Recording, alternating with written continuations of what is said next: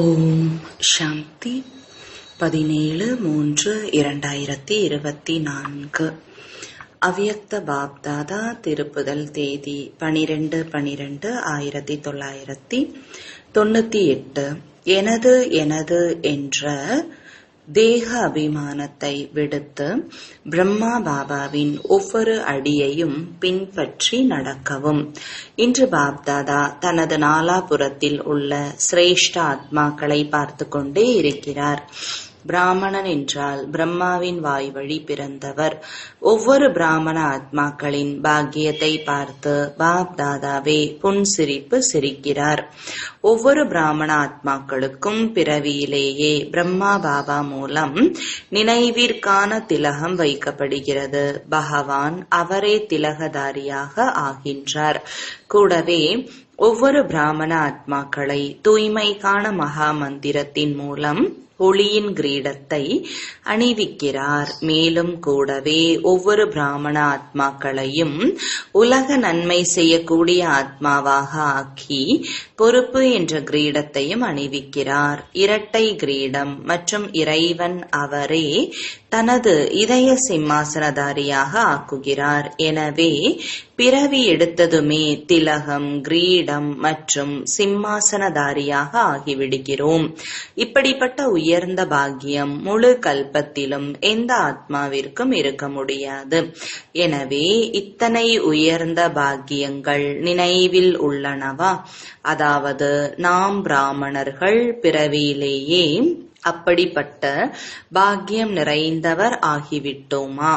பிராமணர்கள் நமது அடையாளத்தை உலகத்தவர்கள் ஸ்ரீ கிருஷ்ணரின் உருவில் காட்டிவிட்டார்கள். ஆனால் அவர் உலகத்தின் ராஜகுமாரராகையால் ராஜ்யத்தின் ஞாபகார்த்தமாக திலகம், கிரீடம் மற்றும் சிம்மாசனத்தை கொடுக்கிறார்கள். தந்தை பரமாத்மா மூலம் இந்த மூன்றையும் அடைந்திருப்பது பிராமணர்கள் மட்டுமே. எனது குழந்தைகளுக்கு எத்தனை பெரிய பாக்கிய நட்சத்திரம் ஒவ்வொருவரின் நெற்றியில் ஜொலித்துக் கொண்டுள்ளது என்பதை பாப் தாதா பார்த்து கொண்டு இருக்கிறார். அப்படிப்பட்ட பாக்கிய நட்சத்திரம் தனக்குத்தானே தென்படுகிறதா? எப்பொழுதும் ஒளிர்வதாக தென்படுகிறதா? அல்லது எப்பொழுதாவது மிகவும் நன்றாக ஜொலிக்கின்றது? அல்லது சில நேரம் ஜொலிப்பது குறைவாக உள்ளதா? இந்த பாக்கியத்தின் நட்சத்திரம் விசித்திரமான நட்சத்திரமாகும். எனவே பாப்தாதா குழந்தைகளாகிய உங்களை பார்க்கும் பொழுதெல்லாம், சந்திக்கும் பொழுதெல்லாம் ஒவ்வொருவரின் நெற்றியில் நட்சத்திரம் ஜொலிப்பதை பார்த்து புன்முறுவல் பூக்கின்றார். ஜொலித்துக் கொண்டே இருக்கும் பொழுது ஏன் ஜொலிப்பு குறைந்து போகிறது? அதற்கான காரணத்தை நீங்கள் அனைவரும் நல்ல விதமாக அறிந்துள்ளீர்கள். பாப் தாதாவிற்கு குழந்தைகளின் சார்ட்டை பார்த்து புன்சிரிப்பும் வருகிறது. மற்றவர்களிடம் என்னவாக வேண்டும் கேட்டது உண்டா? லட்சியம் என்ன? அதிகபட்சமாக நம்பர் 1 ஆக வேண்டும் என்ற ஒரே பதில்தான் இருக்கும். சூரிய வம்சத்தை சார்ந்தவராக வேண்டும். சந்திர வம்சி ராஜாராம் சீதை கூட ஆக விரும்புவது இல்லை. ஏனென்றால் லட்சியம் சூரிய வம்சத்தை சார்ந்த நம்பர் 1ற்கானதாக இருப்பதால் எப்படி லட்சியமோ அப்படி லட்சணம் எப்பொழுதும் சூரிய வம்சத்திற்கானதாக தென்பட வேண்டியது அவசியம். சூரியனின் ஒளியின் நிலை கூடுவதோ அல்லது குறைவதோ கிடையாது. உதயமாகும் மற்றும் மறைந்துவிடும். ஆனால் சந்திரன் போன்ற கலைகள் குறைவது இல்லை. சூரிய வம்சத்தின் அடையாளம் எப்பொழுதும் ஒரே சீரான நிலை மற்றும் எப்பொழுதும் வெற்றி. சந்திர வம்சத்தை ஷத்ரிய வம்சம் என கூறப்படுகிறது. ஷத்ரிய வாழ்க்கையில் எப்பொழுதாவது தோல்வி, எப்பொழுதாவது வெற்றி ஏற்படும். ஒரு சமயம் வெற்றியின் மூர்த்தி, ஒரு சமயம் உழைப்பின் மூர்த்தி.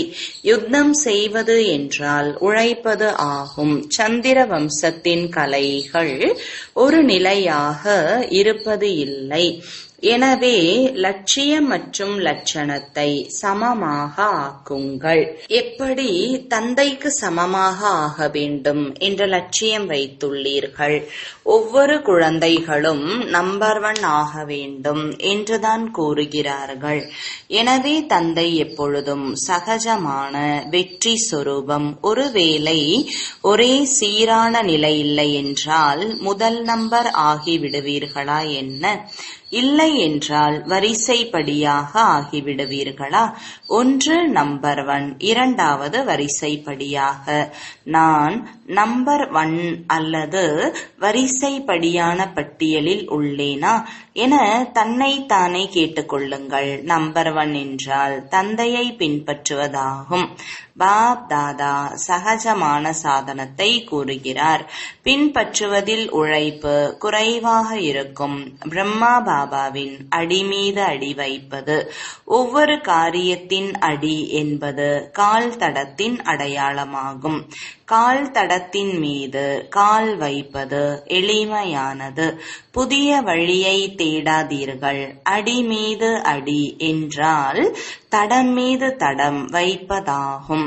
எந்த காரியம் செய்தாலும் அது மனதின் சங்கல்பமாக இருந்தாலும் வார்த்தை பேசினாலும் கர்மத்தில் சம்பந்தம் தொடர்பில் வந்தாலும் ஒவ்வொரு காரியம் செய்வதற்கு முதலில் இதை யோசியுங்கள்.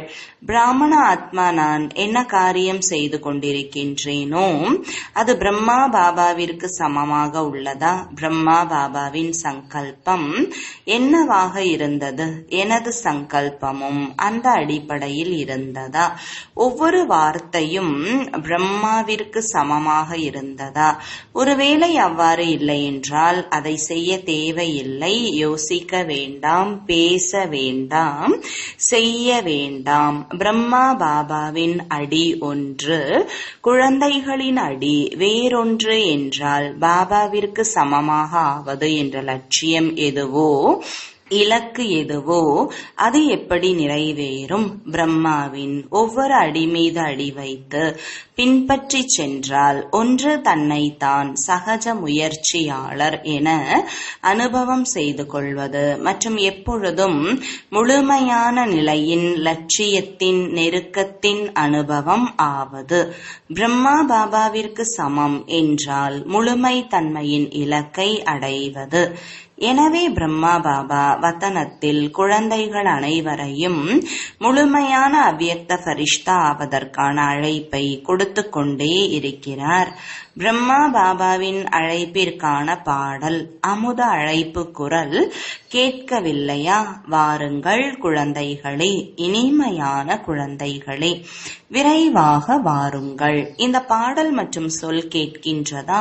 பிரம்மா பாபாவின் குரலை கேளுங்கள், அதையே பிடித்துக் கொள்ளுங்கள். பிரம்மா பாபாவும் இதைதான் கூறுகிறார். குழந்தைகளே, 99ஆம் ஆண்டு என்னவாகும் என்று அதிகமாக யோசிக்காதீர்கள்.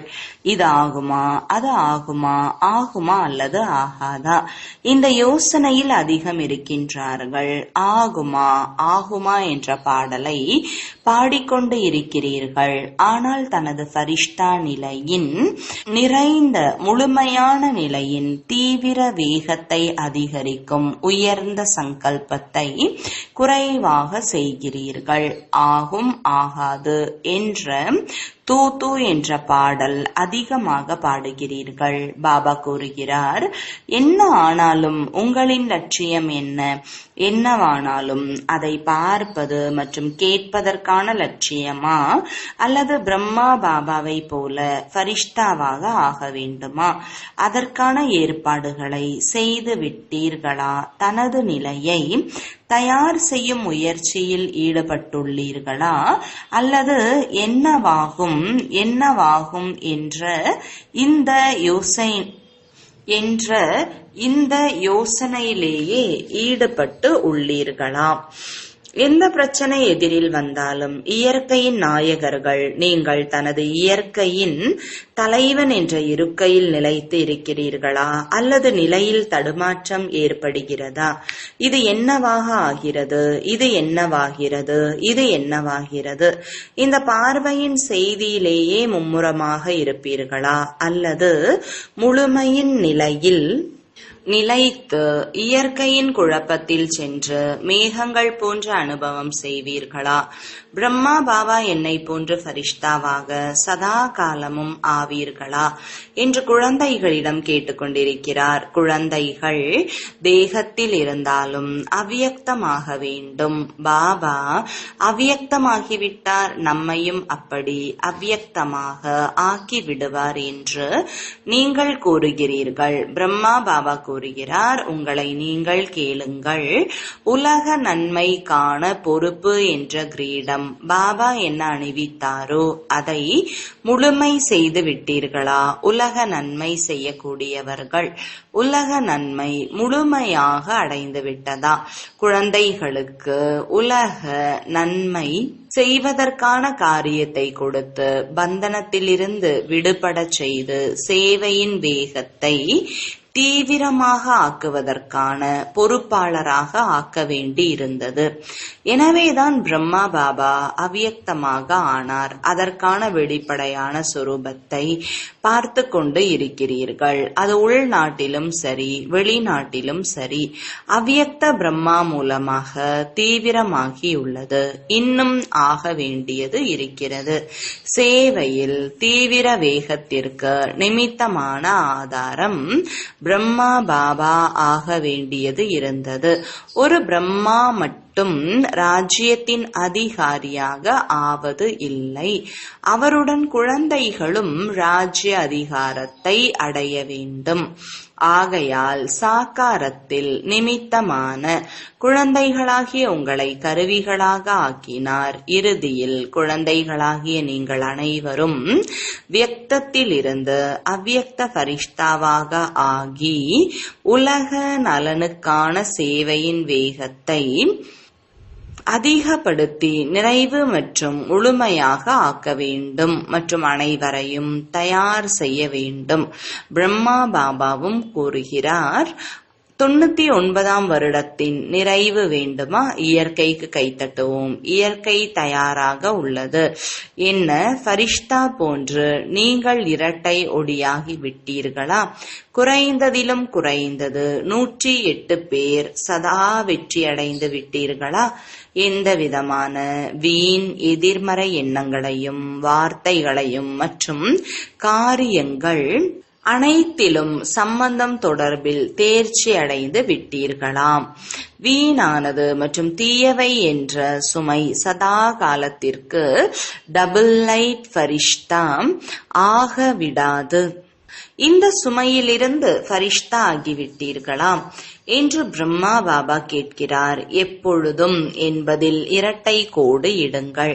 குறைந்தபட்சம் 108 பேர் எப்பொழுதும் ஃபரிஷ்தா வாழ்க்கையை அனுபவம் செய்தால் பிரம்மா பாபாவிற்கு சமமாக ஆகிவிட்டீர்கள் என்று கூறலாம். எனவே தந்தை கேட்கிறார், நீங்கள் கை தட்டலாமா அல்லது 2000 2001 கை தட்டலாமா? எப்போது தட்டுவீர்கள்? கை தட்டினால் இப்படி ஆகிவிடலாம் என்று நினைக்கிறீர்களா? நீங்கள் என்ன நினைக்கிறீர்கள்? கை தட்டும் பொழுது தயாராக இருப்பீர்கள். என்ன இருக்கும்? கை தட்டட்டுமா? சொல்லுங்கள். நீங்கள் தயாரா? டெஸ்ட் பேப்பர் கொடுக்கலாமா? இதை ஏற்றுக்கொள்வீர்களா? பேப்பரை கொடுக்கலாமா? ஆசிரியர் அனைவரும் சொல்லுங்கள். பேப்பர் கொடுக்கலாமா? அனைத்தையும் விட வேண்டியது வரும். எவரடி தானே? தயார் என்றால் கை தட்டுங்கள். எவரடி தானே? பேப்பர் எடுக்கலாமா? நாளை அறிவிப்பு செய்யலாமா? எங்கு சென்று விட வேண்டும்? வேண்டுமோ அங்கு சென்று சிறிது சரி செய்துவிட்டு வருவோம் என்று அல்ல. எங்கு எப்படியோ அங்கு அப்படி. அப்படிப்பட்ட எவரடியா? எனக்கு சொந்த அலுவலகம் இல்லை, ஒரு படுக்கை இல்லை, ஒரு அறை இல்லை, ஒரு அலமாரி கூட இல்லை என்று கூறாதீர்கள். ஒரு சிறிய பணி உள்ளது, 2 நாளில் செய்துவிட்டு வருகிறேன். இல்லை, ஆர்டர் என்றால் ஆர்டர் தான். யோசித்து சரி என்று சொல்லுங்கள். இல்லை என்றால் நாளை எங்கு செல்ல வேண்டும், எங்கு செல்லக்கூடாது என உத்தரவு பிறப்பிக்கப்படும். கட்டளையை வெளியிடலாமா? தயாரா? அந்த அளவு தைரியத்துடன் சரி என்று சொல்லவில்லை. கொஞ்ச நாள் கிடைத்தால் நல்லது என்று நினைத்து கொண்டிருக்கிறீர்கள். நான் இல்லாமல் இது நடக்குமா நடக்காதா என்ற வீணான எண்ணங்கள் கூட வரக்கூடாது. பிரம்மா பாபா இடமாற்றம் செய்யப்பட்ட பொழுது நான் இல்லாமல் என்ன நடக்கும் என்று நினைத்தாரா என்ன?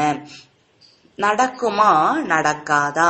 போனால் போகட்டும், ஒரு கட்டளை கொடுப்போம். என்ன கட்டளை கொடுத்தாரா? தனது சம்பன்ன மனோநிலையில் கட்டளை கொடுத்தார், வாயினால் அல்ல. நீங்கள் இப்படி தயாரா? ஆர்டர் கிடைத்து விட்டது, விட்டால்தான் விடும்.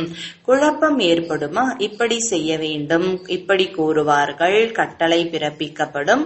கேட்ட பிறகு ஆர்டர் செய்யப்பட மாட்டாது, தேதி நிர்ணயிக்கப்பட மாட்டாது.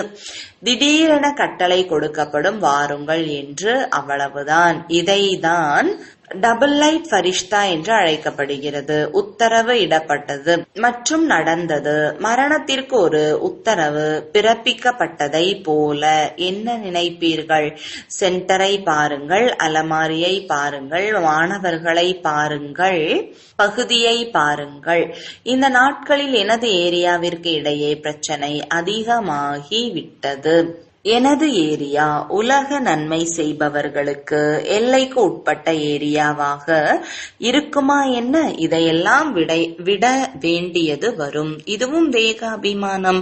தேக உணர்வு கூட லேசான விஷயம். ஆனால் தேக அபிமானம் மிகவும் சூட்சுமமானது. என்னுடையது என்னுடையது என்பதை தான் தேக அபிமானம் என்று அழைக்கிறோம். எங்கு எனது இருக்குமோ அங்கு நிச்சயம் அபிமானம் இருக்கும். தனது சிறப்பியல்புகள் பற்றியதாக இருந்தாலும் எனது விசேஷ தன்மை, எனது குணம், எனது சேவை, இந்த அனைத்தும் பிரபுவின் பிரசாதம். என்னுடையது அல்ல. பிரசாதத்தை என்னுடையது என்று ஏற்றுக்கொள்வது தேக அபிமானம். இந்த அபிமானத்தை விடுவதுதான் நிறைந்தவராவது. அதனால்தான் நாம் வர்ணனை செய்கிறோம். ஃபரிஷ்தா என்றால் தேக அபிமானம், தேக உணர்வு. இது போன்ற பல்வேறு வகையான எனது என்ற உறவுகள் எதுவும் இருக்கக்கூடாது. ஃபரிஷ்தா என்றால் எல்லைக்கு உட்பட்ட உறவுகள் முடிந்து விட்டன. இப்போது என்ன ஏற்பாடு செய்ய வேண்டும்? பிரம்மா பாபாவின் குரலை கவனமாக கேளுங்கள். அவர் உங்களை அழைக்கிறார். இறுதிக்கான முரசு ஒலிப்பது மிகவும் எளிது என்று தந்தை கூறுகிறார். நீங்கள் எப்போது வேண்டுமானாலும் இசைக்கலாம். ஆனால் குறைந்தபட்சம் சத்யுக ஆரம்பத்திற்கான 9 லட்சம் தயாராக இருக்க வேண்டும் அல்லவா? வரிசைப்படியாக இருந்தாலும் முதல் நம்பர் ஆனாலும் குறைவாக தான் இருப்பார்கள். குறைந்தபட்சம் 108 நம்பர் 1, 16,000 எண் 2, 9 லட்சம் எண்கள் 3. ஆனால் இவ்வளவு தயாராக இருக்க வேண்டும். தலை நகரமாவது தயாராக இருக்க வேண்டும். இப்போது பாப்தாதா தற்போது மாயையின் வடிவம் எதிர்மறையாக இருப்பதையும் பார்த்தார். எல்லையற்ற உள்ளுணர்வு, எல்லையற்ற பார்வை மற்றும் எல்லையற்ற ஸ்திதியையும் எப்பொழுதும் இருப்பதுதான் உலக நன்மை செய்யக்கூடியவர் என்ற நிலையாகும். மனப்பான்மையில் அந்த ஆத்மாவின் மீதும் சிறிது எதிர்மறையான அல்லது வீணான உணர்வுகள் இருக்கக்கூடாது. எதிர்மறையான விஷயங்களை மாற்றுவது என்பது தனிப்பட்ட விஷயமாகும். ஆனால் எதிர்மறை ஸ்திதியுடையவர்கள் மற்றவர்களின் எதிர்மறையை நேர்மறையாக மாற்ற முடியாது.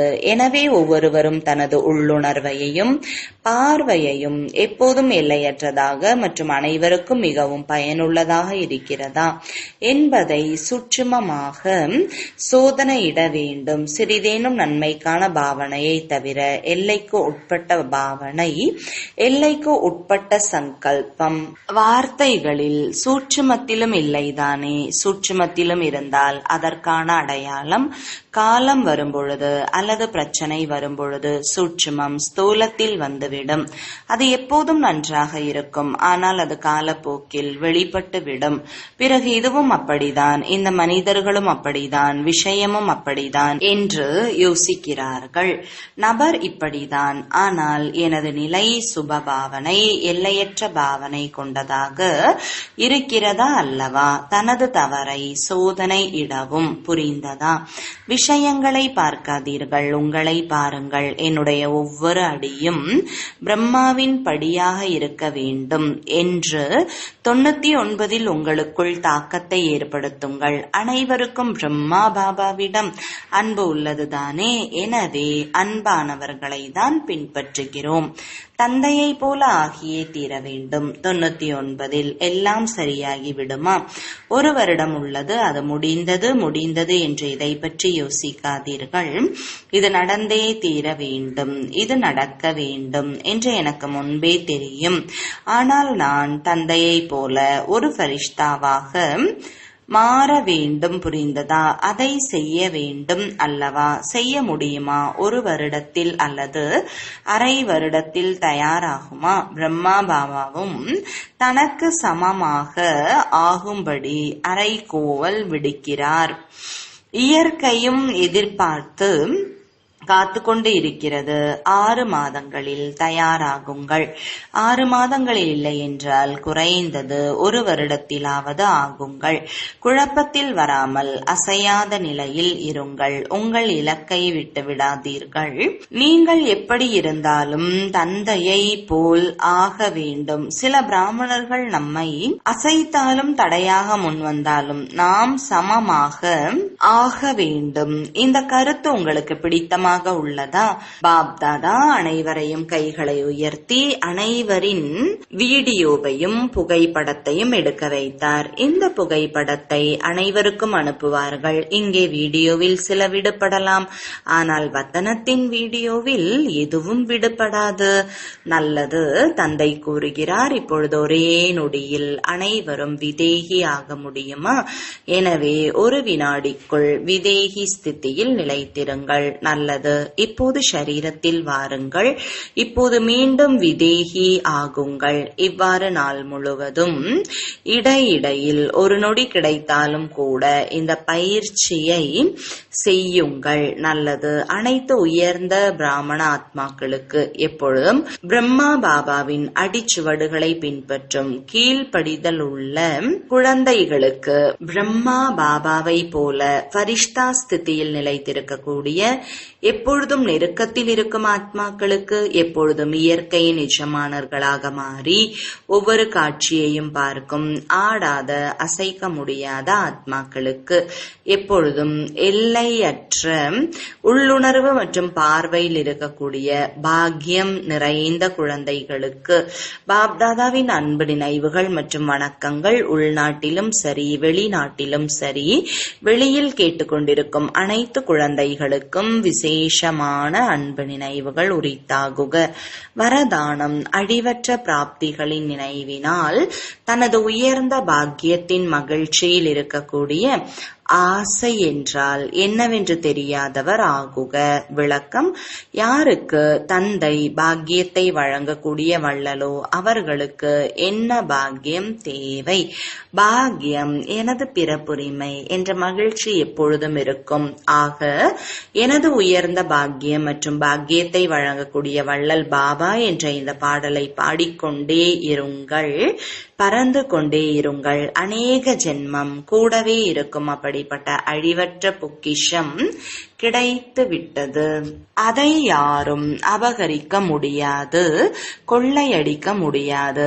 எவ்வளவு பெரிய பாக்கியம்! இதில் எந்த ஆசையும் இல்லை. மனதின் மகிழ்ச்சி கிடைத்து விட்டது. எனவே அனைத்து பிராப்திகளும் கிடைத்து விட்டது. கிடைக்கவில்லை என்ற பொருளே இல்லை. எனவே ஆசை என்றால் என்னவென்று அறியாதவர் ஆகுங்கள். ஸ்லோகன்: பாவ கர்மங்களை செய்யும் காலம் கடந்துவிட்டது. இப்பொழுது வீணான எண்ணங்கள், வார்த்தைகள் மிகவும் ஏமாற்றத்தை ஏற்படுத்துகிறது. ஓம் சாந்தி. குறிப்பு: இன்று மாதத்தின் 3வது ஞாயிற்றுக்கிழமை, சர்வதேச யோக தினம். அனைத்து பிராமண குழந்தைகளும் மாலை 6:30 மணி முதல் 7:30 மணி வரை ஒன்றாக கூடி ஒருமித்த வடிவத்தில், குறிப்பாக தனது நிராகார ஸ்வரூபத்தில் நிலைத்திருந்து பரம்தாமத்தில் அளவற்ற அமைதி, அன்பு மற்றும் தூய்மையை அனுபவம் செய்ய வேண்டும். உங்கள் மனதையும் புத்தியையும் ஒருமுகப்படுத்தி விதை சொரூப ஸ்திதியின் அனுபவத்தை செய்யவும். ஓம் சாந்தி.